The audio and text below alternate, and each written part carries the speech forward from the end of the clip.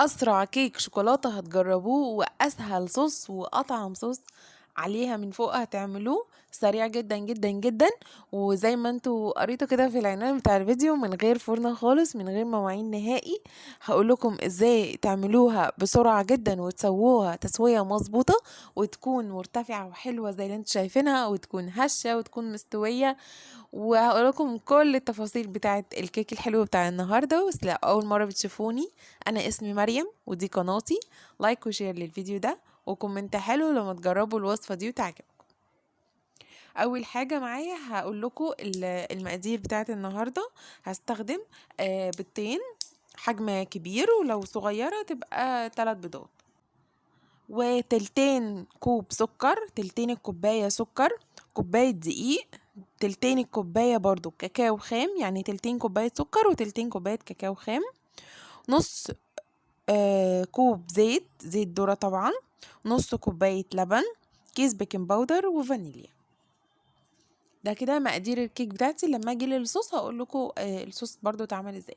بصوا بقى، هحط البيض والسكر والفانيليا في الطاسه اللي انا هحطها على النار. بصوا دي طاسه حجمها كبير شويه، يعني اعتقد انه باين حجمها كده من الفيديو والتقليب والمضرب. لو عايزين تعملوا نص الكمية قللوا النص. هفضل اضرب كده في البيض. بصوا ضربته يعني ما خدش وقت لحد ما لونه بقى فاتح كده. فرق كتير طبعا عن البداية، لونه فتح والسكر داب تقريبا. بعد كده هنزل بالزيت بتاعي. الاول حطيت السكر والبيض والفانيليا، ودلوقتي الزيت، لبن. هحط باقي المكونات طبيعي عادي، وادي الكاكاو والدقيق. هحطهم على بعض وانخلهم. طبعا احنا اساسي بننخل الدقيق مرة او مرتين، والكاكاو طبعا برضو اساسي. الكاكاو بيبقى فيه كتل كده في الاخر، فلو ما نخلتوش هتتبقى الكتل دي. بس كده هنخلهم بقى كويس جدا. وبرضو كل ده في الطاسه. بصوا انا ما وسختش طباق بره ولا قلبت ولا البيض لوحده ولا اي حاجه خالص، قلبت كله على بعضه. ودلوقتي هحط البيكنج باودر بتاعي كمان وبس كده. دلوقتي بصوا انا جبت كوبايه لبن صغيره، دي كوبايه القهوه كده يعني مقاس صغير. جبتها جنبي كده احتياطي علشان ممكن نوع دي بتاعي يكون مختلف عن المره اللي قبلها، فممكن احتاج ان انا ازود حبه لبن. وهو فعلا دوت اللي انا عملته، فعلا احتجت ان انا ازود حبه لبن. القوام بتاع الكيك كان تقيل قوي، فاحتجت ان انا ازود. بس الكوبايه دي انا استخدمت مثلا نصها، فتقريبا ممكن تقولوا 3 4 معالق لبن زودتهم على المقدار اللي انا قلته لكم.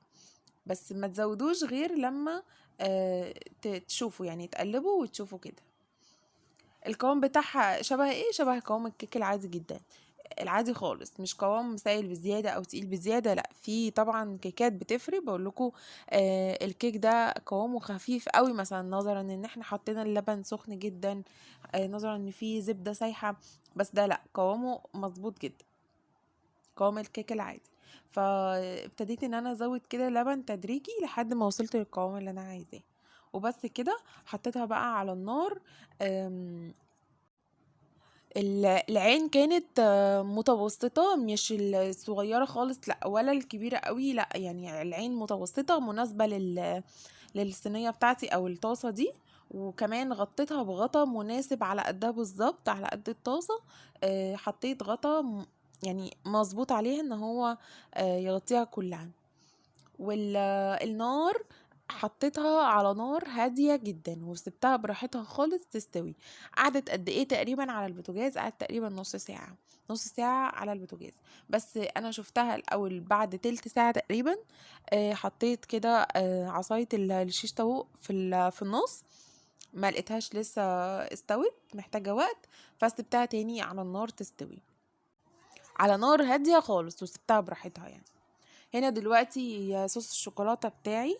الكوبايات دي كوبايات القهوة الصغيرة اللي احنا عارفينها. بس لو انتوا عايزين الكوبايات كوبايات الشاي العادية اللي هي مج الشاي دي، عايزين المقدار فيها عشان تعرفوا بالظبط. يعني حطيت نص كوباية سكر، نص كوباية لبن، ونص كوباية زيت، ومعلقتين كبار هرمية كده من الكاكاو. الاول حطيت الكاكاو واللبن والزيت، قصدي الكاكاو والسكر واللبن والزيت اهو على جنب. ابتديت ان انا اضربهم كده بالهاند بلندر، وممكن طبعا استخدم الخلاط، بس يعني ده حبه صغننين كده، صوص حبه صغيرين، فقلت خلاص مش لازم اوسخ الخلاط. فحطيتهم في الهاند بلندر، حطيت نص كوبايه السكر، نص كوبايه اللبن، معلقتين الكاكاو كبار كده مليانين، وابتديت بصوا القوام بتاع الزيت بتاع الصوص بقى عامل ازاي، تحفه. وابتديت ان انا انزل بالزيت، خيط كده رفيع، حبه حبه حبه حبه حبه صغننين حبه صغننين، لحد ما القوام تقيل معايا بقى بالشكل اللي انتوا شايفينه ده. بصوا شايفين عامل ازاي بينزل معايا ازاي، يعني صوص بقى خلاص متماسك. يعني اخركم خالص نص كوبايه زيت، طبعا ممكن يحتاج اقل لو القوام تقل معاكم مثلا من ربع كوبايه زيت، خلاص يبقى تمام. اديني اختبرتها تاني قدامكم عشان اتاكد ان هي تمام. بصوا انا عايزه اوريكم قد ايه طريه، بس هي كانت لسه سخنه جدا، بس هي طريه بجد جدا. ولو جينا نقلبها من الطاسه هتطلع طبعا بمنتهى السهوله، ما زقتش، ما باظتش يعني، مش معجنه، لا هي بيرفكت بجد. لما هديت شويتين 3 كده الكيك، نزلت على طول بالصوص ده. بصوا بقى عامل ازاي، تحفه، مظبوط جدا جدا جدا. وانا لما نزلت عليه والكيكه دافيه شويه، فقوامه ممكن يكون يعني يخف سيكه كده، بس هو ستيل مظبوط جدا وجميل. هفردها على الكيك كله علشان تتوزع عليها كلها، وبس هسيبها بقى لما تبرد. ممكن تزينوها بقى بأي حاجة عندكم، ممكن تزينوها بشوكولاتة خام مبشورة، سبرينكل، قطع شوكولات شيبس، يعني اي حاجة عندكم ممكن تسيبوها كده، كريز، مكسرات، اي حاجة انتم حابينها. فحبيت شوكولاتة كده مبشورة، بشرتهم بسرعة، وهبدأ احطهم على الوش. بس مش هحط الشوكولاته المبشوره دي غير لما الكيك يبرد، عشان انا لو حطيتها يعني اصلا الكيك كان دافي واحنا حطينا عليه الصوص وهو دافي شويه، فلو حطيت بعد كده الشوكولاته المبشوره وهو دافي، الشوكولاته دي ممكن تسيح، لان هي مبشوره ورفيعه جدا كده ورقيقه، فممكن تسيح بمنتهى السهوله يعني. فهستنى لما تبرد براحتها، وبعد كده حطيت عليها التزيين بتاعي وبس كده. هبتدي بقى ان انا اقطعها معاكم. بصوا السكينه دخلت شويه حلوين جوه، ده معناه ان هي يعني مرتفعه شويه، الكيك حلوه. لو انتوا عايزينها سمكها ما يكونش مرتفع، تصغروا قصدي تكبروا الطاسه شويه. لو حابين ان انتوا تعملوا نص المقدار، طبعا هتصغروا الطاسه شويه، يعني على حسب ما انتوا حابين. المقدار اللي انا عملته ده مقدار مش كبير خالص، بيضتين، يعني متوازن جدا مع الطاسة، وحجمها حلو قوي. بصوا القطعة عاملة ازاي، في انهيار جوه بيحصل على فكرة، بس انا يعني مكنتش عارفة اصوره كمان كويس. انهيار كده شوكولاتة شلال عمال ينزل، كان منظره تحفة بجد. وكمان الكيك من هنا برضو نزل كده من الجناب، ادى شكل تحفة.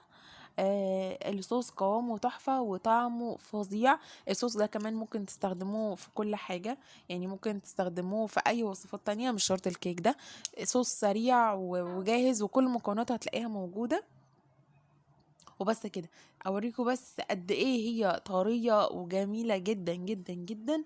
وحقيقي بجد لو جربتوها هتعملوها على طول، لان هي سريعة زي ما قلت، ومش محتاجة مواعين، ومش محتاجة اي حاجة، مش محتاجة ادوات ولا خلاط ولا مضرب ولا اي حاجة خالص. تحفة وجميلة وهتعملوها على طول. ده غير بقى اللي طعمها قد ايه هش وفظيعة بجد. وبس كده، ده فيديو النهارده. لو وصلتوا لحد كده اعملوا لي لايك للفيديو الجميل ده، وسبسكرايب للقناه لو لسه ما عملتوش سبسكرايب، وتفعلوا الجرس عشان يوصل لكم اشعار بكل وصفه جديده بنزلها هنا على القناه. واشوفكم بقى في فيديوهات تانية كتير جدا.